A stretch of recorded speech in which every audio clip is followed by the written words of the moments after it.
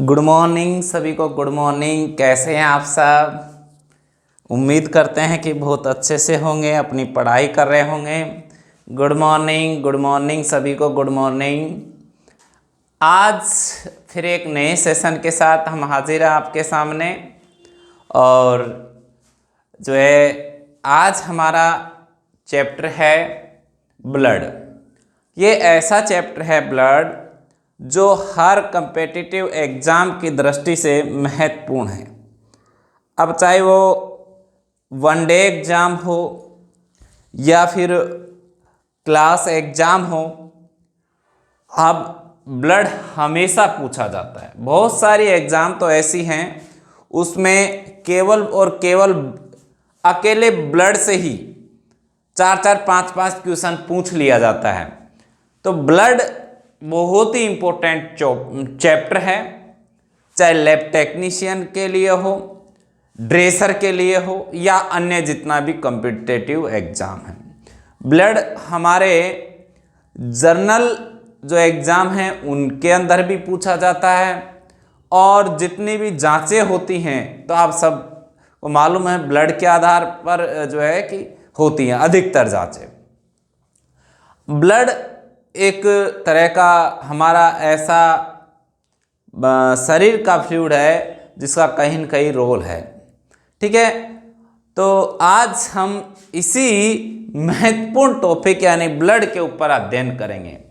और lab technician के जो स्टूडेंट जुड़े हुए हैं तो उनको बता देते हैं कि ये हेमेटोलॉजी के नाम से जो सब्जेक्ट है उसमें पूरा अध्ययन इसका किया जाता है। ब्लड का स्पेशल लैब टेक्नीशियन में सब्जेक्ट होता है और ब्लड के अध्ययन को ही हेमेटोलॉजी कहा जाता है। ठीक है ना, बस फिर और अन्य जितने भी हैं वो लोग अपना ब्लड के नाम से याद रखें इसको और अपना अध्ययन करें। ठीक है, good morning all student, good morning. और अब हम जो है बेटा अब चालू हम करते हैं हमारा जो सेशन है, हमारा जो चैप्टर है उसका हम शुरुआत करते हैं। अब सबसे पहले हम सबको एक ही साथ गुड मॉर्निंग कर दिए हैं। हमारे सेशन को लाइक कीजिए, शेयर कीजिए और सब स्टूडेंट को शेयर कर दीजिए जो अधिक से अधिक लोग जुड़ सके और इस सेशन का आनंद उठा सके। ठीक है, तो गुड मॉर्निंग सभी को। Good morning, good morning, good morning. अब सबका गुड मॉर्निंग हो गया है तो अब हम जो है कि अब चालू करते हैं। ठीक है, गुड मॉर्निंग अब हम सबसे कर लिए हैं तो अब हम चालू कर रहे हैं। देखिए आज जो हम चैप्टर पढ़ने जा रहे हैं वो हमारा है ब्लड। क्या चैप्टर है? ब्लड। आज से पहले भी आपने बहुत बार ब्लड के बारे में पढ़ा होगा, पर आज यहाँ जो है कि अधिक पढ़ोगे यानी कि डिटेल से यहाँ ब्लड पढ़ोगे। और बेटा यहाँ पढ़ लिए ना, कभी ज़िंदगी में ब्लड कहीं दूसरी जगह पढ़ने की ज़रूरत नहीं है। मैं इतना पढ़ाऊँगा, डिटेल से पढ़ाऊँगा एकदम, बस आप लोग डटे रहिएगा और साथ रहिए। अब ब्लड को हिंदी में क्या कहते हैं? रुधिर। ब्लड को हिंदी में क्या कहते हैं? रुधिर या रक्त। कई जगह खून भी उसको बोला जाता है। ठीक है ना, तो ब्लड, रक्त या खून के नाम से हिंदी में इसको जाना जाता है। हिंदी में समझाएंगे पर लिखवाएंगे मोस्टली जो है इंग्लिश में। ठीक है ना, बाकी इतना भी कोई कठिन हम इंग्लिश नहीं लिखाएंगे, बिल्कुल नॉर्मल जो है वो लिखवाएंगे, तो ऐसा कोई इशू नहीं है ना, होना भी नहीं चाहिए। अब हमने ब्लड के बारे में बताया कि ब्लड जो है क्या है, हिंदी में उसका नाम रक्त या रुधिर उसको कहेंगे। देखिए बेटा जो ब्लड है उसका जो स्टडी जिस सब्जेक्ट में किया जाता है उसी को क्या कहते हैं बेटा? उसी का नाम होता है हेमेटोलॉजी।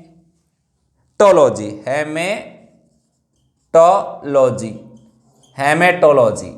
रक्त के अध्ययन को ही क्या कहते हैं? हेमेटोलॉजी कहा जाता है। रक्त का अध्ययन ही क्या कहलाता है? हेमेटोलॉजी कहलाता है। तो ये सब्जेक्ट एलटी के अंदर हेमेटोलॉजी के नाम से ही है, तो ध्यान रखिएगा। ठीक है ना, बाकी पढ़ना ब्लड सभी को है और सभी के लिए महत्वपूर्ण है। तो ब्लड को क्या कहते हैं? हेमेटोलॉजी। ब्लड के अध्ययन को क्या कहते हैं? हेमेटोलॉजी। और ब्लड का जो अध्ययन करता है उसको क्या कहते हैं? हेमेटोलॉजिस्ट। क्या कहते हैं? हेमेटोलॉजिस्ट, ठीक है ना। ब्लड का जो अध्ययन करता है, जो डॉक्टर होता है, उसको क्या कहते हैं? हेमेटोलॉजिस्ट कहते हैं। क्या कहते हैं? हेमेटोलॉजिस्ट। ऐसा डॉक्टर जो ब्लड का अध्ययन करता है उसको क्या कहते हैं? हेमेटोलॉजिस्ट कहते हैं। अब देखिए हेमेटोलॉजिस्ट इसको कहा जाता है। और इसी तरह जैसे हम जिस सिस्टम में इसको पढ़ते हैं, जैसे हम पढ़ते हैं डाइजेस्टिव सिस्टम, तो उसमें पाचन के बारे में अध्ययन करते हैं, है ना। रेस्पिरेटरी में श्वसन के बारे में अध्ययन करते हैं। उसी तरह से ब्लड को किस सिस्टम में रखा जाता है, यानी किस सिस्टम में इसका अध्ययन करते हैं, तो बेटा इसका अध्ययन जो वास्तव में करते हैं तो किस सिस्टम में करते हैं? सर्कुलेटरी सिस्टम में इसका अध्ययन करते हैं। क्यों? ब्लड क्या है? सर्कुलेटरी ऑर्गन है। देखिए अगर कहीं पूछ ले कि ब्लड क्या ऑर्गन है, बिल्कुल ऑर्गन है। ब्लड क्या है? एक तरह का ऑर्गन ही है, ठीक है, जो सर्कुलेशन का काम करता है, सर्कुलेटरी सिस्टम में आता है। तो अब सिस्टम क्या है? अंगों से ही तो मिलकर, देखिए भाई आपने अभी तक पढ़ा, ये सबसे पहले सेल बनती है, सेल से टिश्यू बनते हैं, ठीक है, टिश्यू से ऑर्गन बनते हैं, और ऑर्गन से ही हमारा सिस्टम बनता है, ठीक है ना। तो जब ये सर्कुलेटरी सिस्टम है, तो सर्कुलेटरी सिस्टम में आ रहा है, तो कहीं ना कहीं क्या है? ये ऑर्गन है, ठीक है ना। ये क्या है? ऑर्गन है, ठीक है। इस तरह से आप इसको याद रखिएगा कि ब्लड भी एक तरह का क्या है? सर्कुलेटरी सिस्टम में आता है, तो इसलिए इसको सर्कुलेटरी ऑर्गन के नाम से भी यहाँ इसको जानते हैं।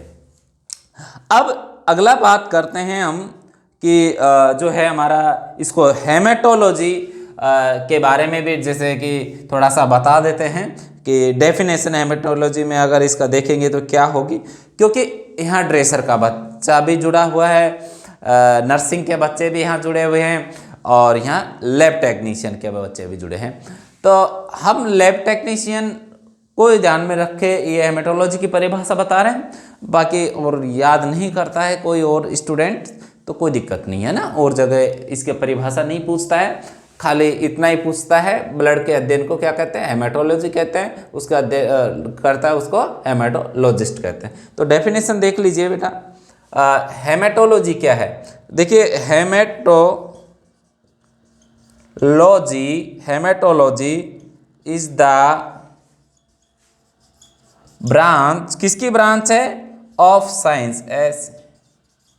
हेमेटोलॉजी क्या है? एक साइंस की ही क्या है? ब्रांच है। हेमेटोलॉजी क्या है? साइंस की एक ब्रांच है, ठीक है।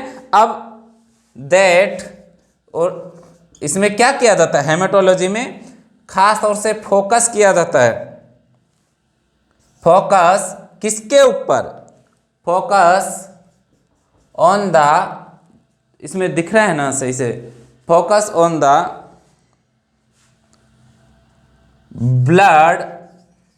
ब्लड के ऊपर ही फोकस किया जाता है, एंड डिजीज, यानी ब्लड से संबंधित जितनी भी बीमारियां होते हैं उस पर इसका जो है क्या किया जाता है? फोकस किया जाता है, ऑफ द ब्लड, ठीक है ना। यानी फोकस ऑन द ब्लड पे ही फोकस किया जाता है, साथ में जो है उन ब्लड की जो डिजीज हैं उन पर, डिजीज ऑफ द ब्लड, उन पर। देखिए हेमेटोलॉजी एक साइंस का ही एक जो है कि ब्रांच है, और इसमें फोकस किस पर किया जाता है? ब्लड पर, और ब्लड से संबंधित जो बीमारियां हैं उनके ऊपर फोकस किया जाता है। किसमें? हेमेटोलॉजी में। साथ साथ में और क्या किया जाता है? इसका साइंटिफिक या साइंटिस्ट जो होता है, जिसको क्या बोला थे? हेमेटोलॉजिस्ट बोला था हमने, या डॉक्टर जो होता है, तो डॉक्टर या जो साइंटिस्ट होता है जिसको हम कहते हैं हेमेटोलॉजिस्ट, ठीक है ना। हेमेटोलॉजिस्ट साइंटिस्ट या कोई डॉक्टर हो सकता है। हेमेटोलॉजिस्ट हूँ जो कि क्या करता है? स्टडी किस पर? Study the blood, and blood पर स्टडी करता है, और क्या करता है? एंड दे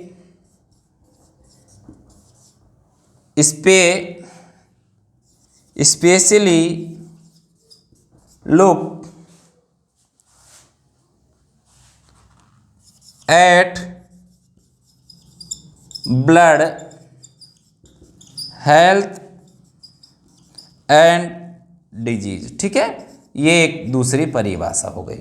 और साथ साथ में यहाँ पर आपको मालूम है ब्लड की सेल का अध्ययन किया जाएगा, पॉकेट सेल वॉल्यूम का अध्ययन किया जाएगा, हीमोग्लोबिन का अध्ययन किया जाएगा, है ना। इस तरह से यहाँ पर इसके जो कंपोनेंट्स होते हैं ब्लड के, उनके ऊपर यहाँ अध्ययन किया जाता है। ठीक है ना। अब इसके बारे में अब बता देंगे आगे, और इसमें ब्लड के क्या फंक्शन हैं, क्या रोल है, क्या कंपोजिशन है, इनके बारे में स्टडी करते हैं। ठीक है, तो हेमेटोलॉजी की परिभाषा देख लो, एक ब्रांच है साइंस की, और फोकस किस पे किया जाता है, ब्लड पे किया जाता है, और ब्लड से संबंधित बीमारी पे किया जाता है। बहुत सिंपल सी परिभाषा लिखा है। और जो हेमेटोलॉजिस्ट है वो क्या करता है, स्टडी करता है ब्लड का, या स्पेशली वो देखता है ब्लड में कोई बीमारी वगैरह के लिए, है ना। तो उसको ही क्या कहते हैं, हेमेटोलॉजी। ब्लड का स्टडी करता है हेमेटोलॉजिस्ट, और साथ में उसको कोई बीमारी है तो उसका अध्ययन करते हैं। तो अब ये हो गया हमारा इसका हेमेटोलॉजी का जो है कि परिभाषा। बाकी ड्रेसर को इनको याद रखने की कोई ज़रूरत नहीं है, पर याद रखते हैं तो भी कोई बुराई नहीं है। ठीक है ना। अब देख लीजिए, अब आगे बढ़ते हैं। अब हमारा जो ब्लड है, या थोड़ा सा ब्रीफिंग इसका हिस्ट्री में बात कर लेते हैं, थोड़ा सा 1-2 लाइन लिखवा देते हैं, इतना कोई ज़्यादा भी वो नहीं है। तो थोड़ा सा देख लीजिए, हेमेटोलॉजी का फादर किसको कहा जाता है। देखिए भाई, सब सब्जेक्ट पढ़े तो उसके फादर का नाम जरूर याद रख लेना चाहिए। अभी हमने एनाटॉमी का बताया था, तो कमेंट सेशन में बताइए कि हेमेटोलॉजी जो है, इससे पहले हमने बताया एनाटॉमी, तो एनाटॉमी का फादर किसको कहा जाता है। और हमने बताया फार्माकोलॉजी भी पढ़ाया है, तो फार्माकोलॉजी का फादर ऑफ फार्माकोलॉजी किसको कहा जाता है। तो बताइए कमेंट में लिख के, याद है तो। आप लोग जो है कि कमेंट वैसे करते हैं, कोई क्वेश्चन का भी आंसर दे दिया करो, है ना। तो बताइए। तो देखिए भाई, फादर ऑफ हेमेटोलॉजी किसको कहा जाता है। तो देखिए, हमारा एक वैज्ञानिक हेमेटोलॉजी जो है उसमें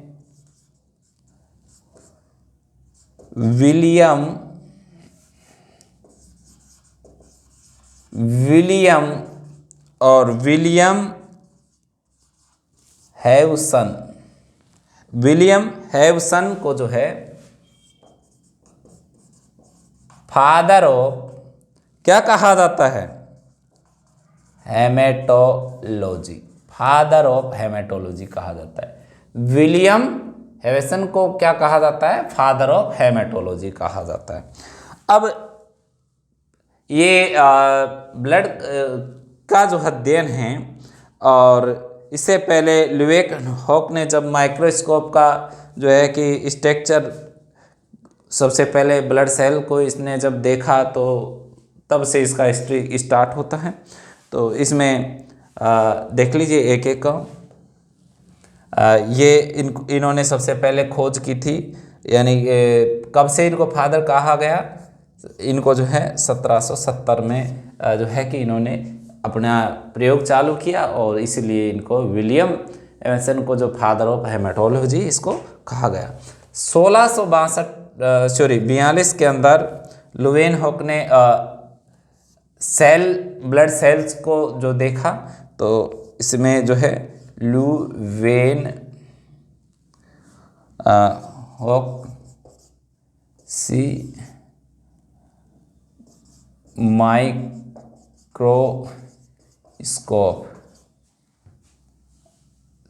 माइक्रोस्कोप ऑफ ब्लड सेल। ठीक है। और फिर इसके बाद जो है एक कार्ल लैंडस्टीनर आया। उसने क्या किया, Karl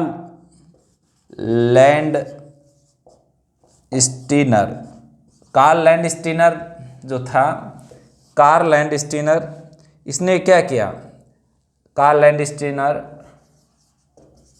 discover ABO, ABO blood group जो अपन बोलते हैं, ब्लड ग्रुपिंग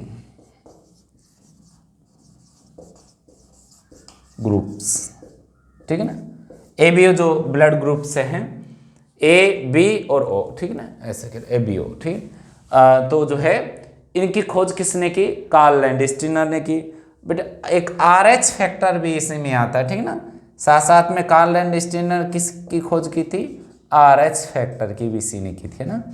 तो ये जीके के देखिए, ऐसा नहीं है कि ड्रेसर या नर्सिंग के लिए ये हिस्ट्री पढ़ने की जरूरत नहीं है। देखिए कैसे कि लैंडस्टीनर ने एबीओ खोजा तो सबको इसका याद रखना है। RH फैक्टर के इसने खोजा तो ये भी याद रखना है। लुई ने अपने ब्लड सेल देखा तो ये भी सबको एक खाली जो है कि हेमेटोलॉजी का फादर याद मत रखो बस, बाकी तो ये सब याद रखने की चीज़ हैं।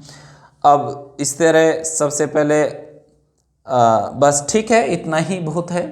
अब जो है हमारा ब्लड है उसको स्टार्ट करते हैं।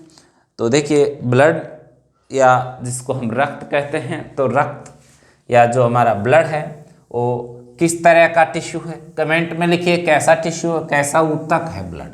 ब्लड जो है कनेक्टिव टिश्यू है। कैसा टिश्यू है, कनेक्टिव टिश्यू है। Blood is A connective tissue. कैसा टिश्यू है, कनेक्टिव टिश्यू है। कैसे, क्यों है कनेक्टिव टिश्यू, देखिए कनेक्टिव टिश्यू का मतलब है जो एक दूसरे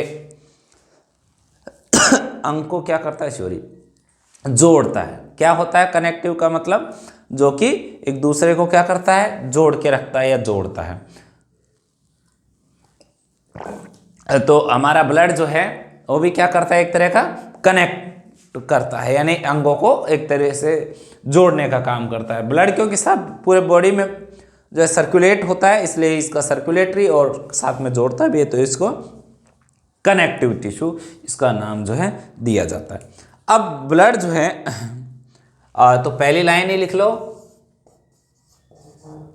ब्लड इज ए कैसा टिश्यू, कनेक्टिव, ठीक है, टिश्यू।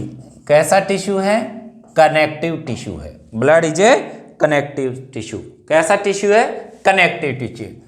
सीधा क्वेश्चन पूछ लेता है ब्लड कैसा ऊतक है, वनडे एग्जाम ऐसा ही क्वेश्चन आता है और वन दे नहीं पाते हैं, जबकि बहुत सिंपल है। ब्लड कैसा टिश्यू है, कनेक्टिव टिश्यू है।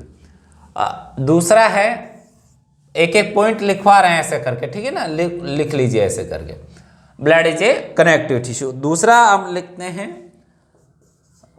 ब्लड इज ए कैसा फ्लूइड है, लाइफ फ्लूइड है, जीवन का आधार, फ्लूइड,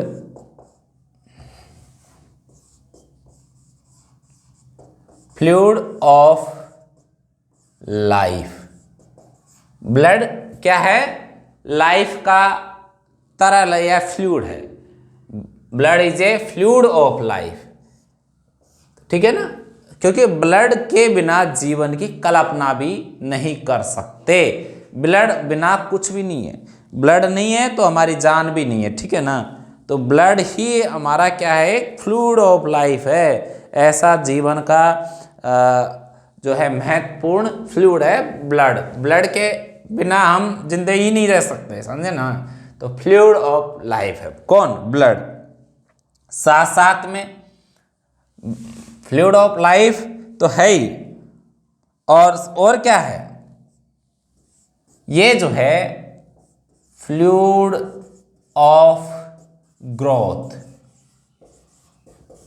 जितना भी हमारा बॉडी का ग्रोथ होता है, वृद्धि होती है, तो उसमें भी कौन सा एक है, हमारा जो है ब्लड है। तो इसलिए इसको क्या और बोलते हैं, फ्लूइड ऑफ ग्रोथ भी बोलते हैं, क्योंकि हमारे शरीर की ग्रोथ करता है। साथ में और इसको क्या बोलते हैं, एंड और क्या बोलेंगे, फ्लूइड ऑफ ग्रोथ तो हो गया, लाइफ हो गया, फ्लूइड ऑफ हेल्थ। यानी ब्लड के बिना हम हमारे जीवन का ही कल्पना नहीं कर सकते, साथ में हमारे स्वास्थ्य का भी कल्पना नहीं कर सकते। अगर हमारा ब्लड है सही शरीर में तो हमारा जीवन भी सही से चलेगा, नहीं है तो नहीं चलेगा। तो ब्लड एक ऐसा पदार्थ है जो है कि हमारे ग्रोथ भी करता है, हमारा जो है कि कहीं न कहीं ग्रोथ के साथ साथ हमारा जो है लाइफ को भी बनाने का काम है। तो फ्लूइडो लाइफ भी है, ग्रोथ भी करता है और हमारे हेल्थ को भी मेंटेन रखता है। फिर नेक्स्ट हम बात करते हैं कि जो है ब्लड का टेम्परेचर कितना होता है, ठीक है ना। देखिए तो ब्लड, देखिए अगर ओरली याद करेंगे ब्लड का टेम्परेचर तो एक कम होगा, और जैसे क्योर का करेंगे, जैसे मतलब ओरल के अलावा, मुंह के अलावा जितना जो एरिया है हमारा एक जिला वगैरह का, इस एरिया में याद करेंगे तो एक पॉइंट ज़्यादा आएगा, ठीक है ना। जैसे 99 आएगा अपने मुंह में, तो क्योर में कितना आएगा, 100 आएगा। तो ब्लड का यदि टेम्परेचर यदि पूछता है तो 38 ब्लड का टेम्परेचर, ब्लड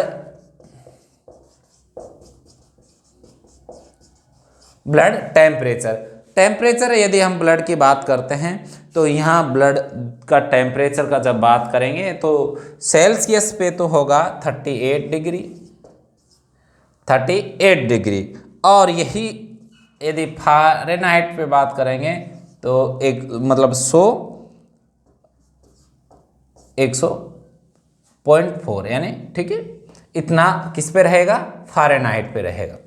इस तरह से जो है एक पॉइंट ज़्यादा रहता है किससे, ओरल से। ब्लड टेम्परेचर इतना होता है, ठीक है। अब ब्लड कैसा है, पीएच कैसी होती है ब्लड की, पीएच की बात करें तो पीएच ऑफ ब्लड, तो बताइए पीएच कितना होता है, पीएच ऑफ ब्लड होता है कितना, 7.3 से लेकर 7.4। ये क्या है, 7.3 7.4 क्या है, देखिए एक पीएच स्केल होता है, पीएच स्केल होता है, उस पर इस तरह से लाइन बनी होती है, कलर कोडिंग बनी हुई रहती है। तो यहाँ से 1 से 2 3 4 5 6 7 8 9 10 11 12 13 और 14, इस तरह से एक इस पे लाइन बनी होती है। तो जो ये 7 है इससे इधर, तो ये सब एसिडिक, ठीक है ना।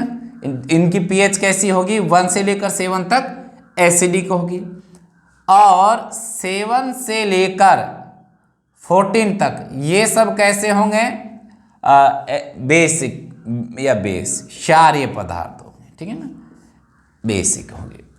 तो थोड़ा सा क्षारीय होता है कौन, हमारा जो है ब्लड होता है, क्यों, क्योंकि 7 से थोड़ा सा पॉइंट क्या है, ज़्यादा है, 3 और 4 ये थोड़ा सा ऊपर है।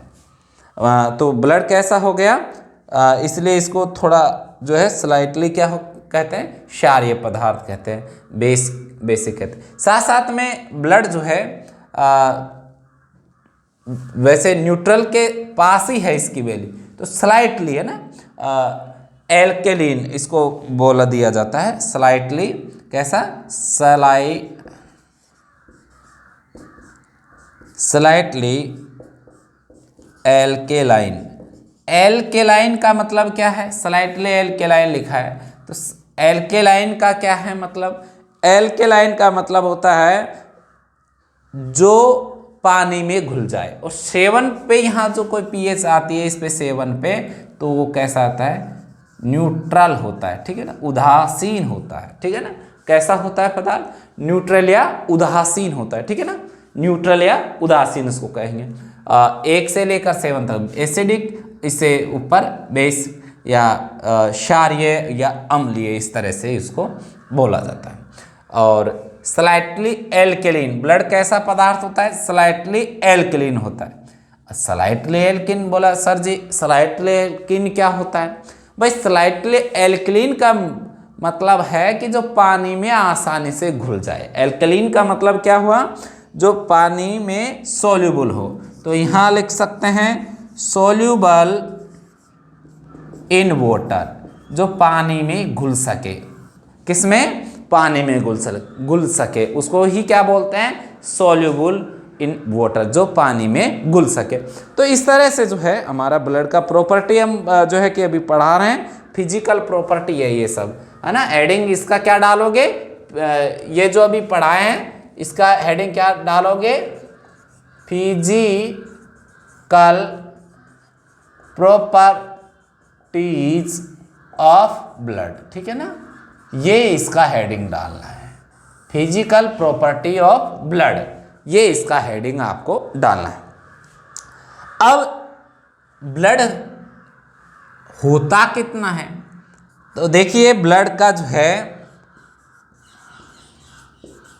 ब्लड 7%, ठीक है, ओवर बॉडी वेट। 7 से 8% भी मिलेगा कहीं, 7 to 8% total body weight, total body weight, यानी शरीर का जो टोटल बॉडी वेट है उसका 7 से 8% क्या रहेगा? ब्लड का मात्रा रहेगा। टोटल बॉडी वेट का ब्लड कितना रहेगा? 7 से 8% टोटल बॉडी वेट का। यदि हम एक स्वस्थ व्यक्ति यानी 60-70 किलो के एडल्ट की यदि बात करते हैं तो ऐसे व्यक्ति में वॉल्यूम कितना होता है? 5 से द वॉल्यूम, ऐसे लिखो, the volume of blood, blood कितना? 5 से 6 लीटर, 5 से 6 लीटर ब्लड होता है। किसमें? मेल की बात करते हैं तो थोड़ा सा फीमेल में कम होता है, एवरेज एडल्ट में, एवरेज एडल्ट, ठीक है ना। एक सामान्य व्यक्ति जो होता है, मोटा है, बहुत बड़ा है, छोटा है, तो थोड़ा बहुत कम ज़्यादा हो सकता है मेल में। और एंड 4 से 6 लीटर किसमें? फीमेल में होता है। लड़कियों में थोड़ा जो है ब्लड कम होता है, किसकी तुलना में? मेल की तुलना में, पुरुष की तुलना में लड़कियों में जो है ब्लड कम होता है, ये ध्यान रखिएगा, ठीक है ना। अब इसी तरह से जब हम बात करते हैं न्यूबॉर्न जो होता है, न्यूबॉर्न के बच्चे की बात कर लेते हैं। द ब्लड इन न्यूबॉर्न, तो ब्लड न्यूबॉर्न में कितना होता है? 80 ml पर kg, ठीक है ना, बॉडी वेट। इतना जो बच्चा छोटा जन्म लेता है, न्यूबॉर्न होता है, उसमें इतना ब्लड पाया जाता है, ठीक है। इस तरह से जो है हमारा ब्लड का जो है नेचर होता है। अब इसी तरह हम आपको बता रहे हैं तो इसको जो है अच्छे से ध्यान दीजिए और अच्छे से पढ़िए। अब ब्लड का जो अध्ययन करते हैं, आगे हटा देते हैं इसको। अब ब्लड का जो अध्ययन करते हैं उसको हेमेटोलॉजी कहते हैं। ब्लड के अध्ययन करने वाले को हेमेटोलॉजिस्ट कहते हैं, ठीक है ना। हेमेटोलॉजी, हेमेटोलॉजिस्ट, ठीक है ना। जो ब्लड है उसका अध्ययन करने को हेमेटोलॉजी, जो करता है उसको हेमेटोलॉजिस्ट कहते हैं। अब बताइए कोई किस यंत्र के द्वारा ब्लड का अध्ययन किया जाता है? हाँ, कोई होगा ऐसा यंत्र जिससे ब्लड का हम अध्ययन करते हैं? कोई यंत्र? तो यंत्र मंत्र तंत्र कुछ है तो बता दीजिए, नाम आपको आता है तो। नहीं, हम बताते हैं। तो देखिए हम बता ही देते हैं। तो ऐसा जो है यंत्र जो होता है, इंस्ट्रूमेंट जो होता है, मशीन जो होती है, उसका क्या नाम है?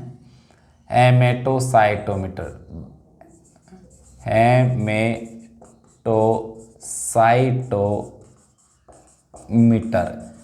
ठीक है। हेमेटोसाइटोमीटर जो होता है उससे क्या करते हैं, इंस्ट्रूमेंट, हेमेटोसाइटोमेंट जो इंस्ट्रूमेंट होता है या मशीन भी इसको कई जगह बोलते हैं, उसी के द्वारा ब्लड का क्या किया जाता है, स्टडी किया जाता है, हेमेटोसाइटोमीटर के द्वारा। कई जगह हीमोसाइटोमीटर भी लिखा जाएगा, हीमोसाइटोमीटर भी लिखा जाएगा, तो कंफ्यूज नहीं होना है, हेमेटोसाइटोमीटर है हीमेटोसाइटोमीटर एक ही चीज है। अब इसी तरह हम जब बात करते हैं और थोड़ा सा ब्लड में, ब्लड का रंग कैसा होता है, ब्लड का रंग कैसा होता है, तो ब्लड, मानव का ब्लड का रंग कैसा होता है, ब्लड का रंग कैसा होता है, कलर कैसा होता है, कैसा होता है, रेड होता है। कैसा होता है मानव का ब्लड का रंग, रेड होता है, ये सब जानते हैं। अब बताइए, कलर तो रेड होता है ब्लड का, होता क्यों है, ये कोई बता सकता है? तो लिखिए कमेंट में, बताइए हमको कि ब्लड का जो रंग होता है लाल, वो क्यों होता है। तो देखिए, लिखिए फटाफट, कोई बताने वाला है तो भाई इसमें एक होता है बेटाओ हीमोग्लोबिन। क्या होता है, हीमोग्लोबिन होता है।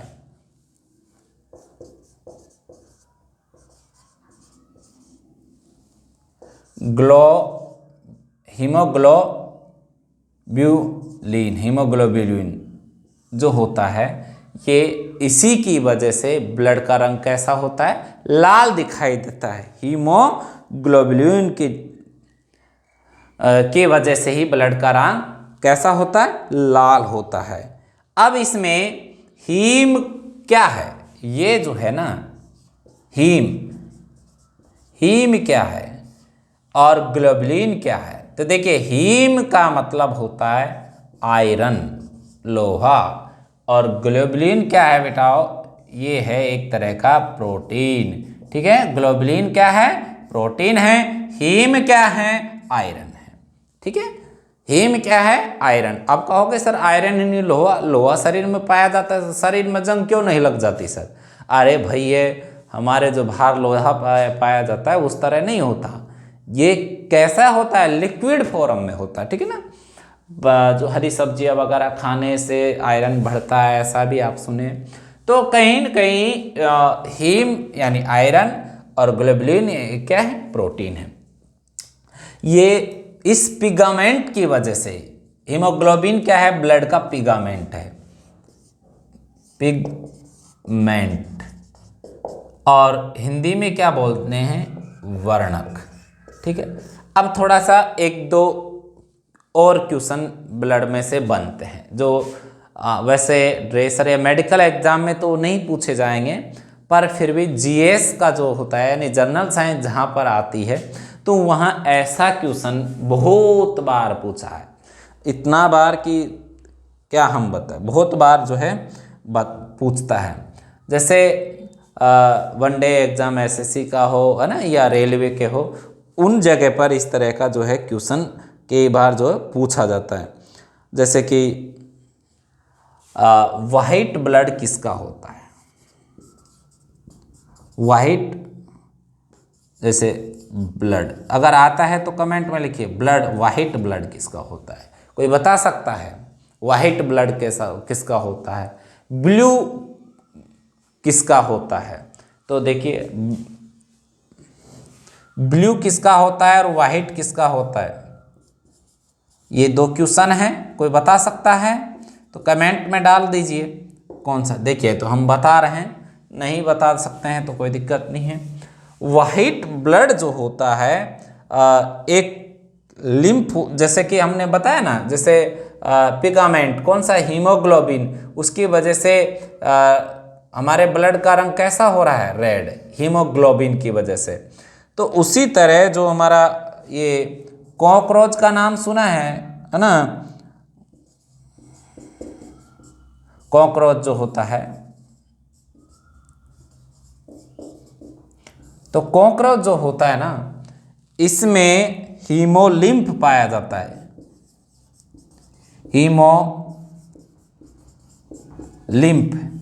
हीमोलिम्फ, ठीक है ना, हीमोलिम्फ। यहाँ तो कौन सा प्रोटीन हमारे साथ जुड़ा था, ग्लोबुलिन जुड़ा हुआ था, और यहाँ जुड़ा है लिम्फ। तो लिम्फ का मतलब होता है वाइट, लिम्फ का ही मतलब क्या होता है, वाइट। लिम्फ यानी वाइट जो है। तो कॉकरोच जो होता है उसमें कैसा पिगामेंट पाया जाता है, हीमोलिम्फ पिगामेंट पाया जाता है। कैसा पिगामेंट पाया जाता है, हीमोलिम्फ पिगामेंट। ये भी क्या है, पिगामेंट। तो इस पिगामेंट, हीमोलिम्फ पिगामेंट की वजह से जो कॉकरोच होता है उसका ब्लड कैसा हो जाता है, वाइट ब्लड हो जाता है। इसी तरह ऑक्टोपस का भी नाम सुना होगा। कैसा ब्लड पाया जाता है, ब्लू कलर का इनमें ब्लड पाया जाता है। इसमें हीमोसाइनिन नाम का पिगामेंट पाया जाता है। हीमोसाइनिन पिगामेंट पाया जाता है, पिगामेंट। इस तरह का वर्णक इसमें पाया जाता है। तो हीमोसाइनिन नाम का पिगामेंट पाया जाता है, और हीमोसाइनिन की वजह से ही ब्लड क्या हो जाता है उनका, जो है कि नीला हो जाता है, ठीक है। तो ये हमारा हीमोग्लोबिन हुआ। और इसमें आयरन किस अवस्था में होता है, Fe+3, है ना, इस तरह से, है ना। आयरन का इसमें अणु पाया जाता है। कैसा कैसा बनता है वो सब हम बताएंगे, जैसे अभी एक एक डिटेल से आगे जैसे जैसे बढ़ते जाएंगे। तो इस तरह से जो है हमारा ब्लड इसमें पाया जाता है। अब कुछ नॉर्मल वैल्यू हम लिख लेते हैं ब्लड की, कि कौन चीज़ कितना जो है। कुछ ग्रेविटी के बारे में बात कर लेते हैं पहले। ग्रेविटी में से भी आजकल ब्लड की जो ग्रेविटी है उसमें से भी बहुत क्वेश्चन पूछने लगा है, एक एक दो दो। जैसे प्लाज्मा का ग्रेविटी कितना है ना। तो एग्जामिनर भी क्या है कि अब थोड़ा डीपली पूछता है। तो ये लेबोरेटरी वालों का जो एग्ज़ाम होता गई साल इसमें रेलवे में, और तो इसमें क्वेश्चन पूछा गया था प्लाज्मा का जो है ग्रेविटी कितना होता है। तो देखिए हम जो है ना क्लास कोर्स खाली याद रख के और क्लास कोर्स करा दे उस हिसाब से नहीं पढ़ा रहे। हम पढ़ा रहे कि आपका सरकारी नौकरी लगे, यानी हमारे पास यहाँ एक बार नोट्स बच्चा बना ले और पढ़ ले तो उसको कभी दोबारा उसको कहीं और जगह पढ़ने की ज़रूरत नहीं पड़े।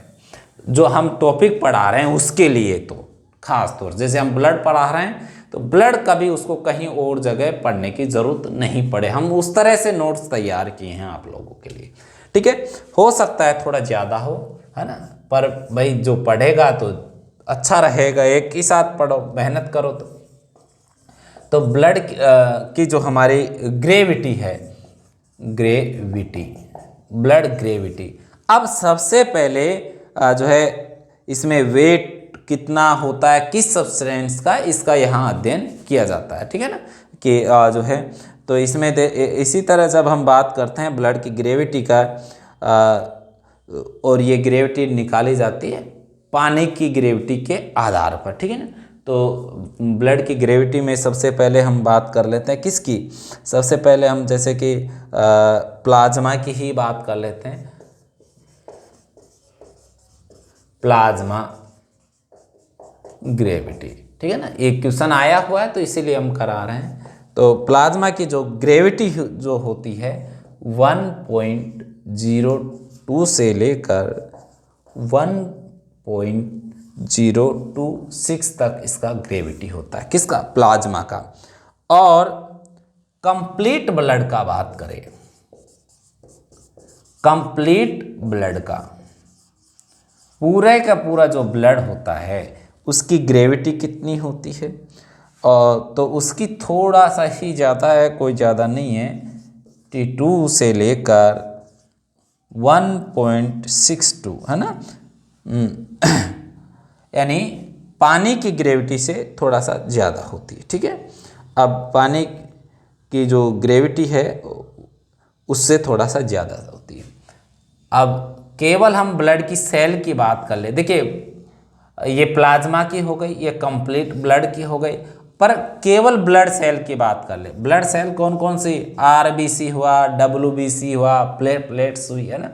ब्लड सेल्स की बात करें, ब्लड ग्रेविटी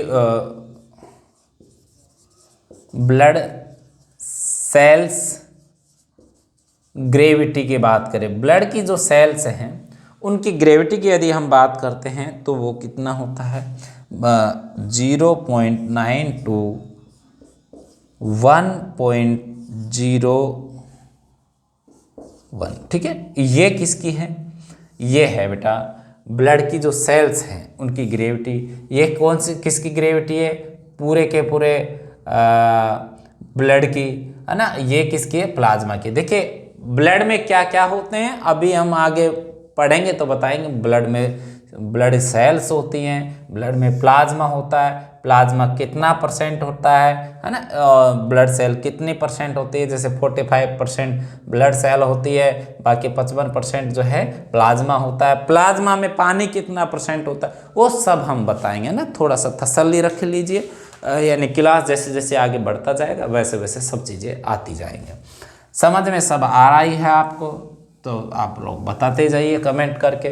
थोड़ा सा आज लाइटिंग का थोड़ा अपना यहाँ डिस्टर्ब है, ठीक है ना, थोड़ा सा अच्छा दिखाई नहीं दे रहा होगा तो इसको थोड़ा सा सेटिंग अभी थोड़ा सा इसका बैठ नहीं रहा है, तो पर क्लास लेना ज़रूरी था तो हम नहीं दिए हैं। जैसा भी है आप पढ़ लीजिए। अब थोड़ा सा दिखने में थोड़ा सा समस्या होगा, हम जान रहे हैं इस चीज़ को।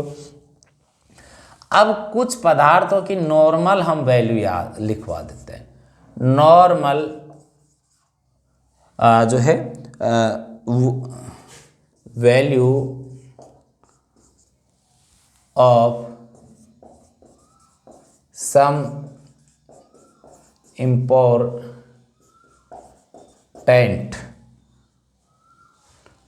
Substance in the blood. कुछ नॉर्मल वैल्यू जो होती हैं, ये पॉइंट खास तौर से लैब वालों के लिए बहुत ही महत्वपूर्ण है। लैब वालों को छोड़िए, ये सब के लिए जो है ना जर्नल आपको सबको मालूम होना चाहिए जो मेडिकल का स्टूडेंट है, कि ब्लड में क्रिएटिनिन नॉर्मल कितना होता है ना, आरबीसी नॉर्मल कितना होता है, डब्ल्यूबीसी, ये सब संख्या आपको होनी चाहिए। तो देखिए ग्लूकोज कितना होता है ना, तो ये सब ऐसा नहीं है कि स्पेशली उन्हीं के लिए है, सब जो जर्नल चीज़ें हैं ये सब काम आने वाली बातें। एक तरफ तो हम सब्सटेंस लिख लेते हैं, और इसमें से क्वेश्चन बहुत पूछ रहे हैं आजकल, एग्जामिनर भी बहुत आगे हो गया।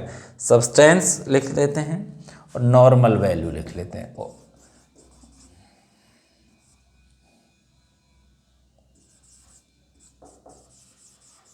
नॉर्मल वैल्यू लिख लेते हैं।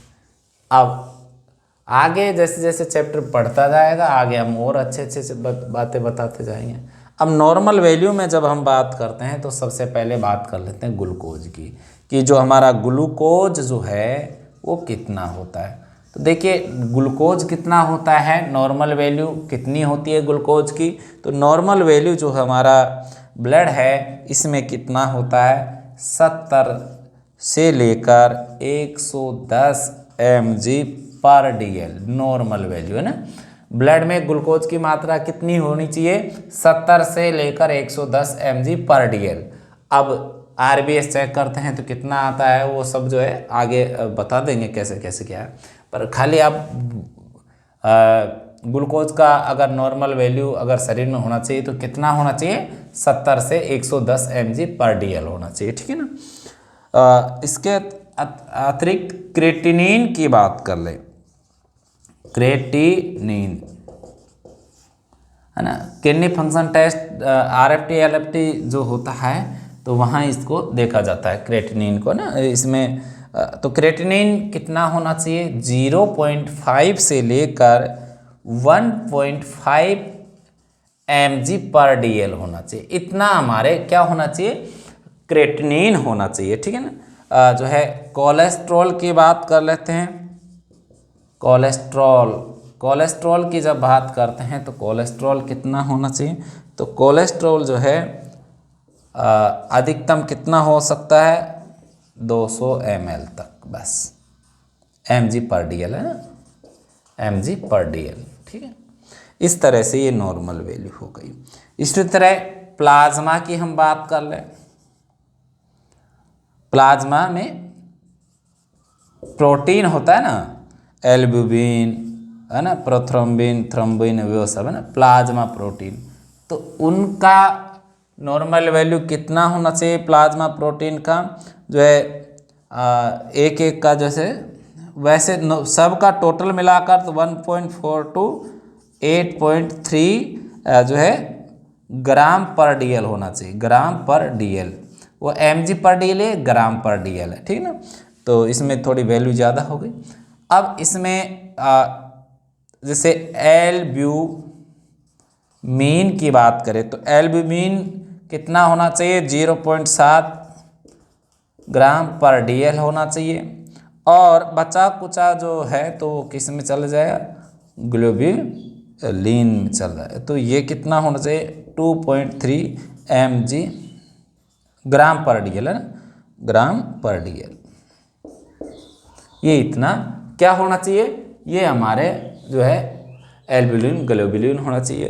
फिर इसके बाद आगे बात करते हैं, बिलिरुबिन की बात करते हैं। बिलिरुबिन, देखिए बिलिरुबिन एक इसका कलर होता है येलो कलर। किसका, हमारा जो प्लाज्मा है उसका स्लाइटली येलो होता है, थोड़ा सा पीला कलर होता है। उसका कलर पीला किसकी वजह से होता है, तो बिलिरुबिन की वजह से ही होता है। बिलिरुबिन कहाँ बनता है, बिलिरुबिन हमारा लीवर बनाता है, लीवर सेल्स बनाती है। कौन, बिलिरुबिन।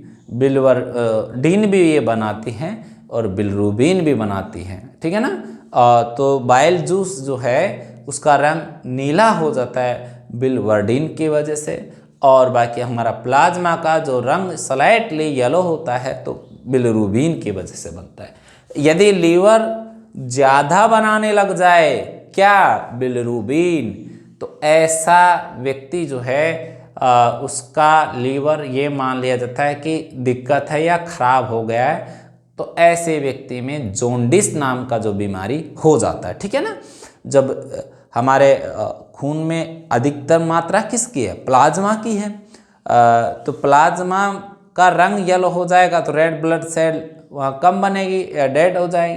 तो इस वजह से उसका रंग पीला पीला हो जाता है। इसको पीलिया हिंदी में उसको कहा जाता है, ठीक है ना, पीलिया या जॉन्डिस। तो यहाँ मात्रा किसकी बढ़ जाती है, बिलिरुबिन की मात्रा बढ़ जाती है। नॉर्मल बिलिरुबिन कितना होना चाहिए, नॉर्मल बिलिरुबिन होना चाहिए शरीर में 0.5 से लेकर 1.5 mg/dl, इतना हमारे नॉर्मल होना चाहिए, ठीक है ना। इससे ज़्यादा होगा तो कहीं न कहीं दिक्कत होगी। आयरन का बात कर लेते हैं। आयरन कितना होना चाहिए, लोहा तत्व कितना होना चाहिए, तो भाई देखिए लोहा तत्व जो है होना चाहिए 50 से लेकर 150 mg/dl, ठीक है, 50 से लेकर 150 से लेकर 150 mg। कॉपर कितना होना चाहिए, कॉपर कितना होना चाहिए, तो कॉपर की जब हम बात करते तो भाई ये थोड़ा इससे जो है ज़्यादा जो है ये mg में नहीं आएगा, ये ऐसे करके है ना,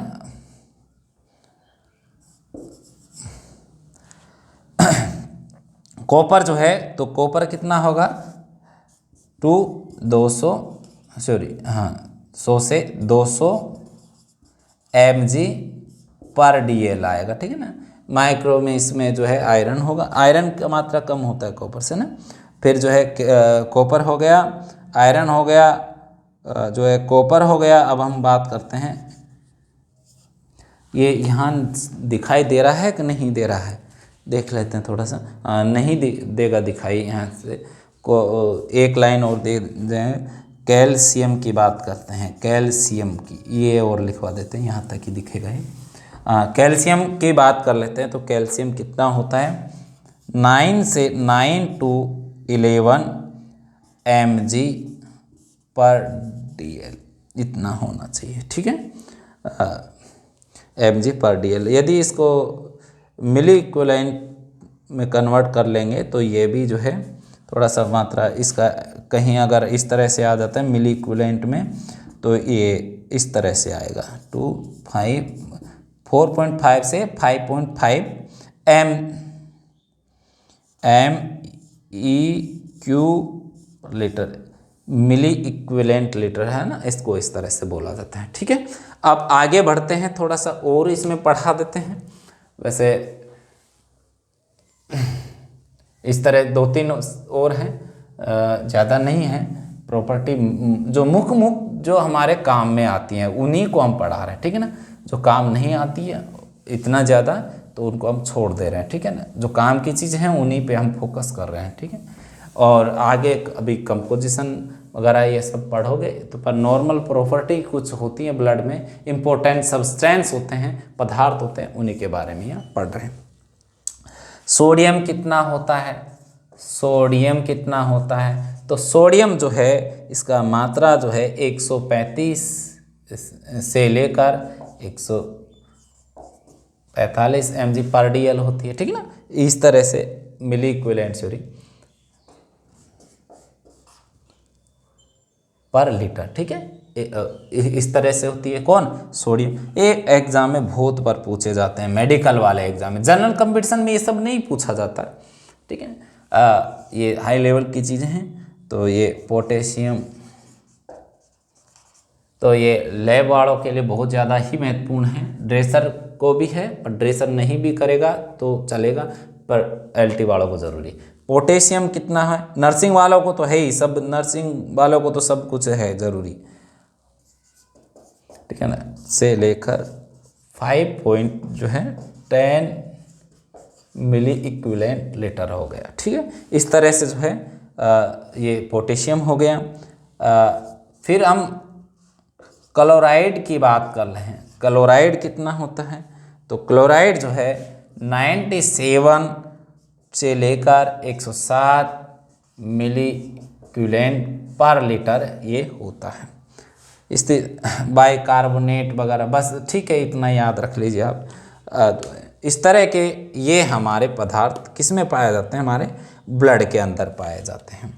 अब और हमारा जो ब्लड है वो कैसा होता है, कितना होता है, ब्लड का क्या क्या काम है, ब्लड कौन कौन से कार्यों को अंजाम देता है, इसके बारे में पढ़ेंगे अब आगे। ब्लड क्या क्या करता है, इम्पोर्टेंस जो है ब्लड का, जैसे ट्रांसपोर्टेशन का भी काम करता है ब्लड। क्या, अभी इसको हटा देते हैं, ये normal value some important substance का जो है हेडिंग आप डाल लिए होंगे। और अब जो है ब्लड क्या क्या करता है वो कार्य हम लिखवा देते हैं। तो भाई देखिए, ब्लड करता है ट्रांसपोर्टेशन का काम करता है। किसका काम करता है, ट्रांसपोर्टेशन करता है, यानी जो है स्थानांतरण का काम करता है। किसका करता है, हमारी जो इम्पोर्टेंट गैस है, ट्रांसपोर्टेशन ऑफ इम्पोर्टेंट, यहाँ ब्लड के वर्क लिख लो, है ना, एडिंग लिख लो, ब्लड वर्क्स यानी ब्लड के कार्य, ठीक है। ट्रांसपोर्टेशन ऑफ इम्पोर्टेंट गैसेज, तो कौन कौन सी, O2 एंड CO2, इनको लाने और ले जाने का काम कौन करता है, transportation of O2 and CO2। और क्या करता है, O2 एंड CO2 और क्या करता है भाई, ये न्यूट्रिशन की भी सप्लाई करता है, न्यूट्रिएंट्स सप्लाई। अरे भाई जैसे कि जहाँ पाचन हो जाता है हमारे छोटी आंत में भोजन का, तो उसके बाद उसमें जो ग्लूकोज बनता है तो उसको भी कहीं न कहीं ब्लड में वो डाल के और पूरे बॉडी में सप्लाई करता है, न्यूट्रिएंट सप्लाई। चाहे इसमें ग्लूकोज हो, एमिनो एसिड, न्यूट्रिएंट सप्लाई किस में, ब्लड में, जैसे किस किस, ग्लूकोज हो, एमिनो एसिड हो, एमिनो एसिड हो, साथ साथ में फैटी एसिड हो, इन सब का क्या करता है, ये ट्रांसपोर्टेशन करता है। इसके अलावा और क्या करता है, ये हीमोग्लोबिन इसमें जो पाया जाता है तो वो ऑक्सीजन को अपने साथ जोड़ता है और इस तरह एक तरह का रेस्पिरेटरी ऑर्गन की तरह काम कैसे करता है, तो ये रेस्पिरेटरी ऑर्गन की तरह काम करता है, work as a respiratory organ. क्यों करता है, क्योंकि O2 और CO2 को हमारे अंदर ट्रांसपोर्ट करता है, तो इसलिए work as a respiratory organ भी ये काम करता है। ठीक है, और क्या करता है, ये रेगुलेशन करता है। किस किस का रेगुलेशन करेगा, एक मिनट, ये मार्क इंक खत्म है, एक, हाँ, रेगुलेशन करता है, रेगुलेशन करता है। रेगुलेशन किस किस का करता है, तो ये जो भी हमारे बॉडी का टेम्परेचर है, बॉडी के फ्लूइड है, इन सब का रेगुलेशन करता है। तो रेगुलेशन यानी आप सब जानते हैं जैसे कि अपशिष्ट जो पदार्थ बनते हैं उनको एक्सक्रिएट करता है और जो रिक्वायरमेंट बॉडी को होती है उनको लेता है। ठीक है ना, तो इस तरह से लिख सकते हैं, ब्लड हेल्प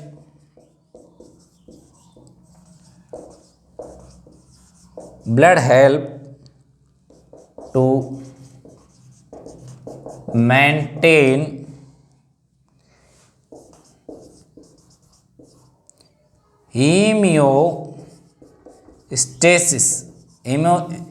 होम्योस्टेसिस, यानी ब्लड हमारे बॉडी को बनाए रखता है वातावरण के अनुसार। ठीक है ना, वातावरण के अनुसार ही उसी को कहते हैं हीमियोस्टेसिस। ठीक है ना, उसको मतलब बैलेंस बनाए रखता है कि पानी कितना बॉडी में चाहिए, कितना ऑक्सीजन बॉडी को चाहिए, उसका मेंटेन कर, यानी मैनेजर की तरह भी ये काम करता है। यानी कि ब्लड कितना जो है कि अभी जैसे कि टेम्परेचर है तो हमारा बॉडी का मेंटेन रखेगा टेम्परेचर को, है ना, और जैसे कि ठंडा है तो ठंडे में बॉडी को गर्म रखेगा।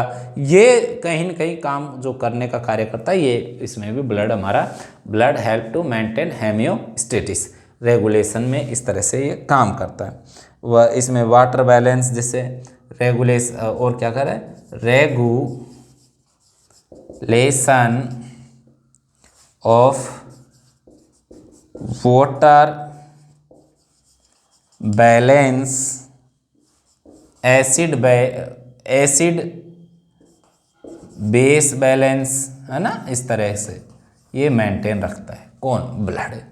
अब ये हमने पढ़ लिए हैं ब्लड की प्रॉपर्टीज, ब्लड कैसे ट्रांसपोर्टेशन करता है, साथ साथ में यहाँ हार्मोन का भी लिखे, हार्मोन का भी जो है रेगुलेशन कौन करता है, क्रिएटिन हो या हार्मोन्स हो, है ना, हार्मोन्स को भी कहीं न कहीं हार्मोन्स का भी रेगुलेशन ये करता है। ठीक है ना, हार्मोन्स को भी जो है बॉडी में रेगुलेट करता रहता है, घुमाता रहता है, ट्रांसपोर्ट करता रहता है। ठीक है ना, ये हमारे ब्लड के कार्य हैं। तो ऐसे नहीं लिखते हो तो डायरेक्ट लिख सकते हैं, important transport of gases, O2 and CO2, nutrient supply, nutrients में कौन कौन करता है, ग्लूकोज का करता है, एमिनो एसिड का करता है, रेस्पिरेटरी ऑर्गन की तरह ब्लड हमारा काम करता है, हार्मोन्स को रेगुलेट करता है या जो है सप्लाई करता है, ब्लड होम्योस्टेसिस करता है, यानी कि बॉडी के टेम्परेचर इनको सबको बनाए रखता है, एसिड बैलेंस बनाए रखता है। तो ब्लड के ये 8-10 कार्य ये जो हो गए हैं, आप गिन लीजिएगा इसको कितना है, 8-10 है। और ब्लड हमारा क्या है, ग्रोथ करता है, ब्लड हमारा फ्लूइड ऑफ लाइफ है, जीवन का आधार है, ब्लड कनेक्टिव टिश्यू है, ब्लड की पीएच 7.3 से 7.4 होती है। ये बेसिक इतना ये हो गया है।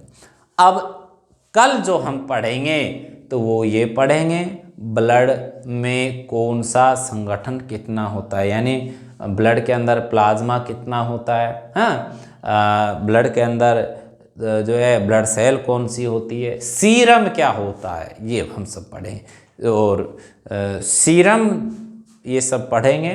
और फिर उसके बाद आपका फर्स्ट ईयर का जो सब्जेक्ट है एलटी वाले लैब टेक्नीशियन वाले उनके हेमेटोलॉजी में है, और सेकंड ईयर में सीरोलॉजी में इसको पढ़ा जाता है। ठीक है, सीरोलॉजी को कहीं न कहीं इम्यूनोलॉजी के नाम से भी उसको जाना जाता है। तो इस तरह से जो है इसमें पढ़ेंगे। वैसे अब आज का क्लास घंटे भर का हो गया है, तो आज जो है अब क्लास को हम यहीं समाप्त करते हैं। तो देखिए सब लोग शेयर कीजिए क्लास को, लाइक कीजिए, और कमेंट भी आप सेशन में डालिए कैसा लगा क्लास। अब सबको डालना है, जितने लोग जुड़े हैं सबको लिखना है कि सर क्लास अच्छा लगा या कोई कमी रही या अच्छे से लाइटिंग के थोड़ा दिक्कत है, क्या दिक्कत है वो सब आप लोग बताइए। ठीक है, धन्यवाद सबको वाचिंग दिस वीडियो और थैंक यू।